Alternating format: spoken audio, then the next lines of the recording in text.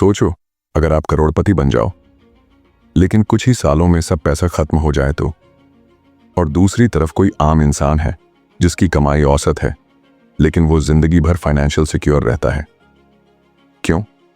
क्योंकि पैसा कमाना और पैसे को समझदारी से संभालना, ये दोनों अलग अलग स्किल्स हैं। आज हम बात करेंगे मॉर्गन हाउसेल की मशहूर किताब द साइकोलॉजी ऑफ मनी की। ये किताब सिखाती है कि पैसे का असली खेल आपके दिमाग में चलता है, न कि सिर्फ आपकी बैंक अकाउंट में। तो अगर आप जानना चाहते हो पैसा कैसे कमाना ही नहीं बल्कि उसे समझदारी से बढ़ाना और एंजॉय करना है, तो ये वीडियो आपके लिए है। सोचिए, क्यों कुछ लोग करोड़ों कमाने के बाद भी एक साधारण सी जिंदगी जीते रहते हैं, जबकि कुछ लोग कम कमाई के बावजूद लंबे समय में करोड़पति बन जाते हैं। असल में आपकी आज की फाइनेंशियल डिसीजंस ही आपके कल की वेल्थ तय करती हैं। यानी अगर आप पैसों को समझने का सही नज़रिया आज ही सीख लें तो आने वाले सालों में आपके फाइनेंशियल स्टेटस में बड़ा बदलाव आ सकता है। इसीलिए आज हम बात करने वाले हैं एक शानदार किताब के बारे में, द साइकोलॉजी ऑफ मनी, जिसे मॉर्गन हाउसेल ने लिखा है। ये किताब आपको सिखाती है कि पैसा सिर्फ नंबर्स और फॉर्मूलाज का खेल नहीं है, बल्कि ये आपके सोचने के तरीके और बिहेवियर पर भी उतना ही डिपेंड करता है। जहां ज़्यादातर फाइनेंस की किताबें स्टॉक मार्केट, पोर्टफोलियो या इन्वेस्टमेंट स्ट्रेटजीज पर फोकस करती हैं, वहीं हाउसेल आपको दिखाते हैं कि पैसों के मामले में असली फ़र्क आपके अंदर की लालच, इनसिक्योरिटी और ऑप्टिमिज्म जैसे इमोशंस डालते हैं। आपको ये जानकर हैरानी होगी कि ज़्यादा पैसा कमाने का आपके IQ या स्मार्टनेस से बहुत कम लेना देना है। असल में असली फ़र्क ये डालता है कि आप पैसों के साथ कैसे व्यवहार करते हैं। अगर आप सही चीज़ों में लगातार एंगेजमेंट रखते हैं तो आपके सफल होने की संभावना बहुत बढ़ जाती है। लेकिन चाहे आपके पास कितनी भी बुद्धिमत्ता हो, कितनी भी इनसाइड इंफॉर्मेशन हो, अगर आपका व्यवहार गलत है तो वो आपको फाइनेंशियल नुकसान से नहीं बचा पाएगा। यही वजह है कि इस किताब का हर अध्याय हमें ये सिखाता है कि पैसों के साथ इंसान का रवैया, एटीट्यूड और बिहेवियर ही उसके भविष्य का निर्धारण करता है। कुछ बिहेवियर्स आपको फाइनेंशियल फ्रीडम तक पहुंचाते हैं, जबकि कुछ हैबिट्स सीधा असफलता की ओर ले जाते हैं। तो चलिए अब हम डिटेल में जानते हैं इस किताब के 12 सबसे महत्वपूर्ण लेसन्स जो आपके पैसे और आपके माइंड दोनों को बदल सकते हैं। पहला लेसन है, कोई पागल नहीं है। हर इंसान की एक अलग सोच होती है कि ये दुनिया कैसे काम करती है। आपका नज़रिया आपके हालात, आपकी वैल्यूज़ और आपके आसपास के माहौल से शेप होता है। सोचकर देखिए, आपके अपने पैसे से जुड़े अनुभव पूरी दुनिया में हो रही घटनाओं का 0.0000001% भी हिस्सा नहीं है, लेकिन आपके पैसे को लेकर ले गए डिसीजंस का 80% इस पर निर्भर करता है कि आप मानते क्या हैं कि दुनिया कैसे चलती है। मतलब साफ है, आपकी सोच ही आपके पैसे का फ्यूचर तय करती है। अब इसे एक एग्जाम्पल से समझते हैं। अमेरिका में रिसर्च बताती है कि कम इनकम वाले लोग सालाना करीब $400 सिर्फ लॉटरी टिकट्स पर खर्च कर देते हैं। अब हाई इनकम लोग इसे देखकर हैरान हो सकते हैं और कह सकते हैं ये कितना बेवकूफ़ी है, लेकिन अगर आप खुद को उनकी जगह रख कर देखें तो पता चलेगा कि ये उनके लिए बस जुआ नहीं है, बल्कि ये उनके सपनों और उम्मीदों को जिंदा रखने का एक तरीका है। यानी कोई भी पागल नहीं है, हर कोई बस अपने एक्सपीरियंस और अपनी सोच के हिसाब से फैसले ले रहा है। दूसरा लेसन है, भाग्य और जोखिम। हम अक्सर मानते हैं कि हमारी मेहनत ही हमारे नतीजों को तय करती है, लेकिन सच्चाई ये है कि मेहनत के साथ साथ किस्मत और जोखिम भी बहुत बड़ी भूमिका निभाते हैं। एक एग्जाम्पल देखिए, बिल गेट्स दुनिया के सबसे अमीर लोगों में से एक बने, लेकिन क्या आप जानते हैं कि वो उन कुछ चुनिंदा स्कूल्स में से एक में पढ़े जहां 1968 में ही कंप्यूटर मौजूद था। उनके टीचर बिल डूगल ने $3000 खर्च करके कंप्यूटर खरीदा था। अगर वो कंप्यूटर उस स्कूल में ना होता तो शायद बिल गेट्स कभी माइक्रोसॉफ्ट तक नहीं पहुंचते। खुद गेट्स भी मानते हैं कि अगर लेकसाइड स्कूल नहीं होता तो माइक्रोसॉफ्ट भी नहीं होता। अब इंटरेस्टिंग बात यह है कि उसी स्कूल में 3 ब्राइट स्टूडेंट्स थे, बिल गेट्स, पॉल एलन और केंट एवंस। सबकी किस्मत बहुत अच्छी लग रही थी, लेकिन केंट एवंस की ग्रेजुएशन से पहले ही एक एक्सीडेंट में मौत हो गई। यानी भाग्य और जोखिम दोनों ही इंसान की जिंदगी को उतना ही शेप करते हैं जितना हमारी मेहनत। कभी किसी की किस्मत सही मौके दे देती है, तो कभी किसी का सब कुछ एक रिस्क या एक्सीडेंट छीन लेता है। सच ये है कि ये दुनिया इतनी कॉम्प्लेक्स है कि सिर्फ मेहनत से ही 100% नतीजे मिल जाएं, ये सोचना बेवकूफ़ी होगी। तीसरा लेसन है कभी पर्याप्त नहीं। एक कहानी सुनिए। दो लेखक कर्ट वॉनिगट और जोसेफ हेलर एक अरबपति की पार्टी में शामिल हुए। कर्ट ने मजाक में कहा, ये अरबपति एक ही दिन में उतने पैसे कमा लेता है जितना तुमने अपनी मशहूर किताब से आज तक नहीं कमाया।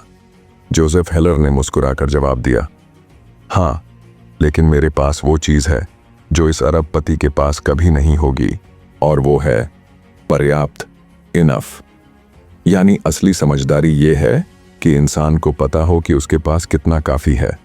लेकिन हमारी सबसे बड़ी फाइनेंशियल गलती यही है कि हम अपने गोल पोस्ट को बार बार आगे बढ़ाते रहते हैं। आज 10 लाख कमाए तो कल 20 लाख चाहिए, आज एक कार ली तो कल और महंगी कार चाहिए। ये दौड़ कभी खत्म नहीं होती, क्योंकि इस सीढ़ी पर आपसे ऊपर हमेशा कोई ना कोई होगा। कैपिटलिज्म हमें वेल्थ बनाने का मौका देता है, लेकिन सोशल कंपैरिजन हमें कभी संतुष्ट नहीं होने देता। तो असली स्किल ये है कि आप जानें कौन सी चीजें रिस्क लेने लायक नहीं है, जैसे आपकी इज्जत, आपकी आज़ादी, आपके दोस्त, आपका परिवार, आपका प्यार और आपकी खुशी। जीतने का सबसे अच्छा तरीका यही है कि आप उस खेल में उतरें ही नहीं जिसमें कभी पर्याप्त नहीं वाली दौड़ चलती है। चौथा लेसन है उलझा कंपाउंडिंग। वॉरेन बफेट की सक्सेस को अक्सर उनकी इन्वेस्टमेंट स्किल्स का कमाल बताया जाता है, लेकिन असली सच ये है कि उनका सीक्रेट सिर्फ स्किल नहीं बल्कि समय है। सोचिए, बफेट ने 75 साल तक लगातार इन्वेस्ट किया। यही कंसिस्टेंसी उन्हें अलग बनाती है। अगर उन्होंने इन्वेस्टिंग लेट शुरू की होती या बीच में रोक दी होती, तो आज वो दुनिया के सबसे बड़े इन्वेस्टर्स में से नहीं गिने जाते। इन्वेस्टमेंट में सबसे ज़रूरी चीज़ हाई रिटर्न्स नहीं है। असली गेम है स्टेबल और अच्छे रिटर्न्स, जिन्हें आप लंबे समय तक बनाए रखें। यहीं पर कंपाउंडिंग अपना असली जादू दिखाता है। लेकिन याद रखिए, पैसा कमाना और पैसा बचाना दोनों अलग स्किल हैं। पैसा कमाने के लिए चाहिए रिस्क लेने का हौसला, ऑप्टिमिज्म और बोल्ड डिसीजंस, जबकि पैसा बचाने और बढ़ाने के लिए चाहिए ह्यूमिलिटी, पेशेंस और ये डर कि जो बनाया है वो कभी खो भी सकता है। यानी बफेट की तरह कंपाउंडिंग का फायदा उठाना चाहते हो तो सबसे पहले सीखो सालों तक टिके रहना। पांचवा लेसन है अमीर बनना बनाम अमीर बने रहना। पैसा कमाना और पैसा बचाना ये दोनों अलग अलग स्किल्स हैं। कमाने के लिए चाहिए रिस्क लेना, पॉजिटिविटी और खुद को पूरी तरह झोंक देना, लेकिन बचाने और बढ़ाने के लिए चाहिए ह्यूमिलिटी और ये डर कि जो कमाया है वो कभी भी खो सकता है। वेंचर कैपिटलिस्ट माइकल मोरिट्ज कहते हैं, हम कल की जीत पर आराम नहीं कर सकते। बीते हुए कल की सफलता आने वाले कल की गारंटी नहीं है। यानी अगर आप सिर्फ एक बार अमीर बनना चाहते हो तो रिस्क काफ़ी है, लेकिन अगर लंबे समय तक अमीर बने रहना है तो सर्वाइवल माइंडसेट ज़रूरी है। इस माइंडसेट के 3 रूल्स हैं। 1. फाइनेंशियली अनब्रेकेबल बनो, ऐसे कि मार्केट का कोई भी झटका सह सको और गेम में लंबे समय तक टिके रहो ताकि कंपाउंडिंग अपना काम करे। 2. हर प्लान में फ्लेक्सिबिलिटी रखो, क्योंकि कोई भी प्लान पूरी तरह आपकी सोचे अनुसार नहीं चलेगा। अगर आपका प्लान एक ही चीज़ पर डिपेंडेंट है तो वो कमज़ोर है। 3. फ्यूचर को लेकर ऑप्टिमिस्टिक रहो, लेकिन हर्डल्स और रिस्क्स को लेकर हमेशा अलर्ट भी रहो। असली जीत सिर्फ पैसा बनाने में नहीं है, बल्कि उसे बरकरार रखने में है। छठा लेसन है टेल्स, आप जीत गए। ये कहानी है आर्ट कलेक्टर हाइंज बेरग्रून की। उन्होंने पिकासो, ब्राके, क्ली और मटिस जैसे कलाकारों की पेंटिंग्स खरीदी। लोग सोचते थे कि उनमें कला पहचानने की कोई जादुई शक्ति है, लेकिन असलियत ये थी कि उन्होंने बहुत ज़्यादा पेंटिंग्स खरीदी थीं और उनमें से बस कुछ ही करोड़ों की निकलीं। यानी वो कई बार गलत हुए, लेकिन जब सही निकले तो जैकपॉट लगा। इसे ही कहते हैं टेल इवेंट्स। हजारों इन्वेस्टमेंट्स में से 102 इतनी बड़ी होती हैं कि वो बाकी सब की भरपाई कर देती हैं। वेंचर कैपिटल मॉडल भी ऐसा ही है। अगर कोई वीसी 100 कंपनियों में पैसा लगाए तो मानकर चलता है कि 80% फेल होंगी, कुछ एवरेज परफॉर्म करेंगी और सिर्फ एक दो कंपनी इतनी बड़ी सक्सेस बनेगी कि पूरा गेम बदल दे। स्टॉक मार्केट में भी यही होता है।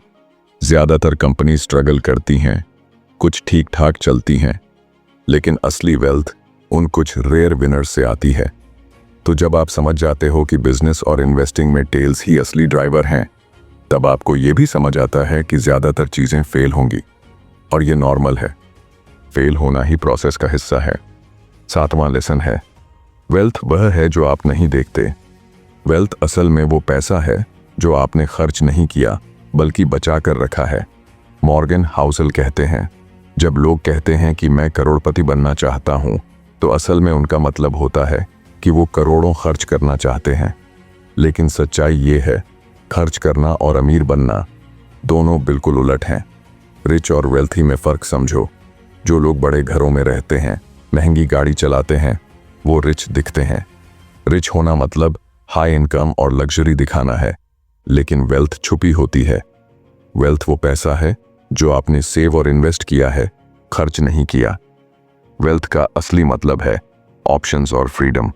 मतलब आपके पास इतना पैसा है कि आप चुन सकें कब काम करना है, किसके साथ काम करना है और अपनी जिंदगी को अपने हिसाब से जीना है।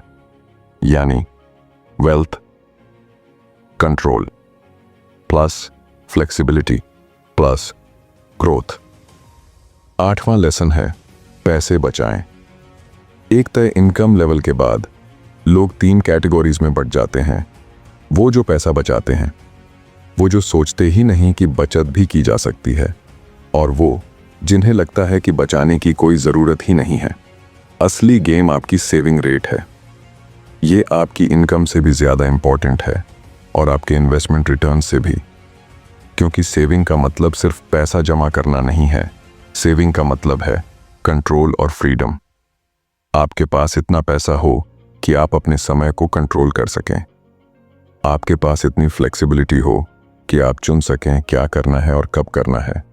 याद रखो, दुनिया की सबसे वैल्यूएबल करेंसी पैसा नहीं, बल्कि आपके पास मौजूद ऑप्शंस हैं।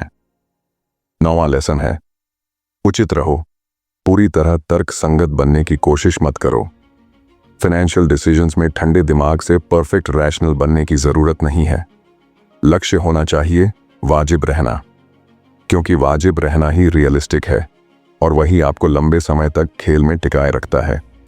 याद रखो, पैसा बनाने के चांसेस हमेशा समय के साथ बढ़ते हैं।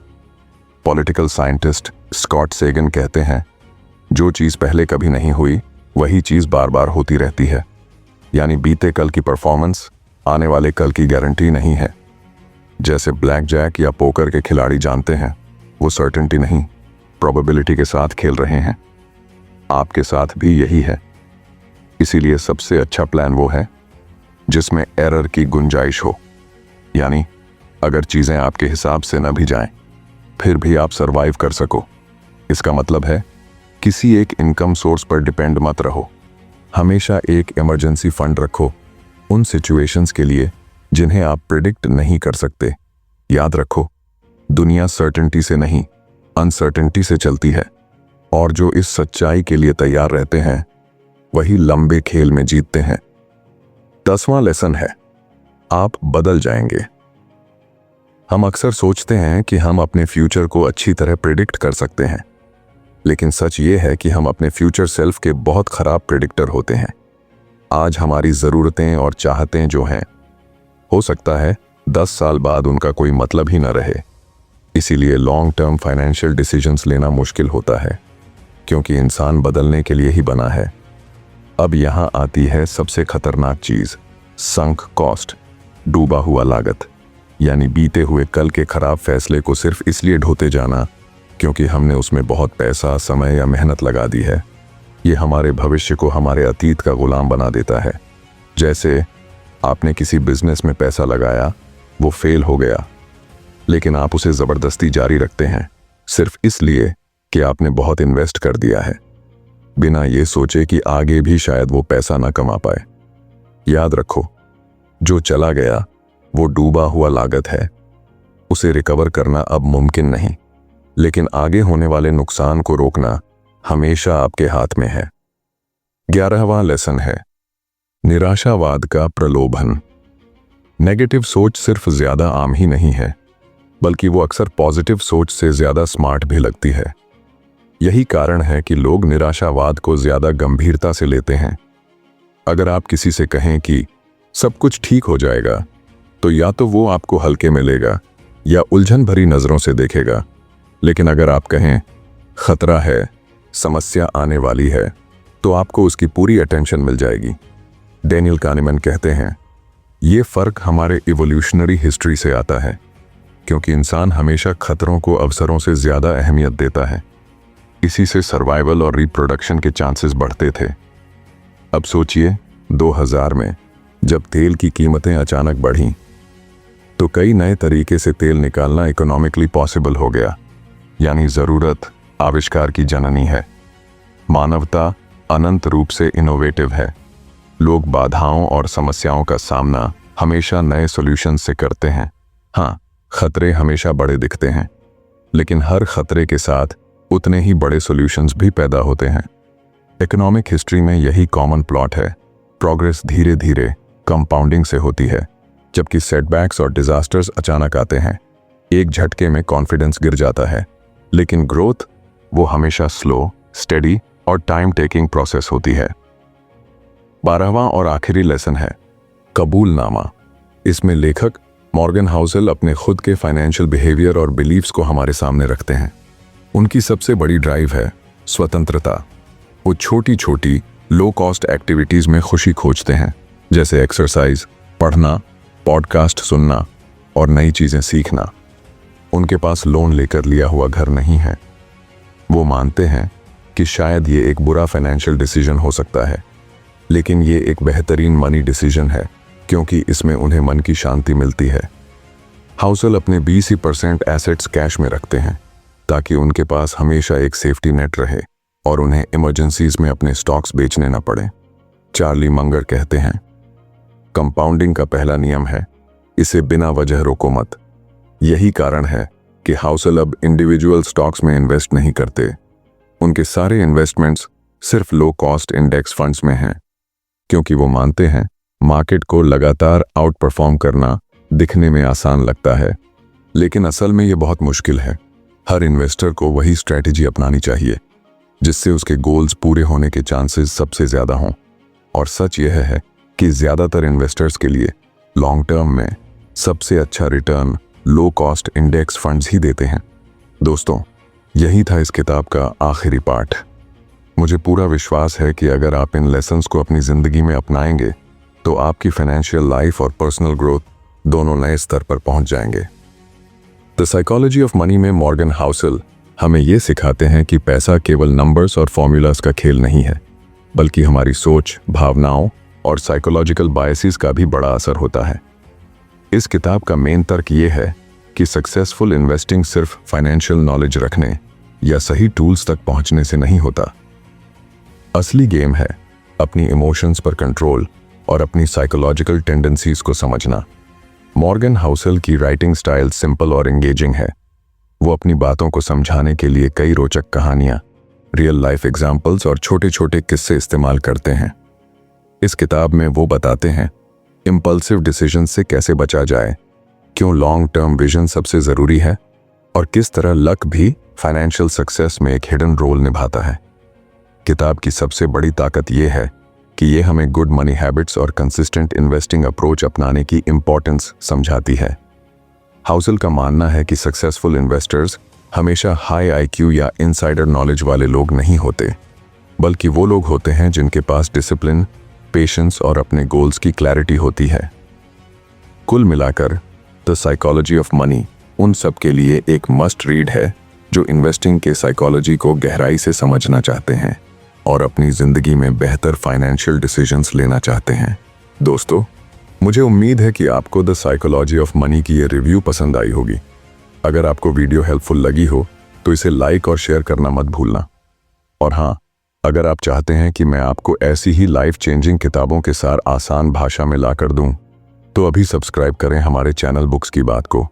साथ ही बेल आइकॉन दबाइए ताकि जब भी नया वीडियो आए आपको तुरंत नोटिफिकेशन मिल जाए।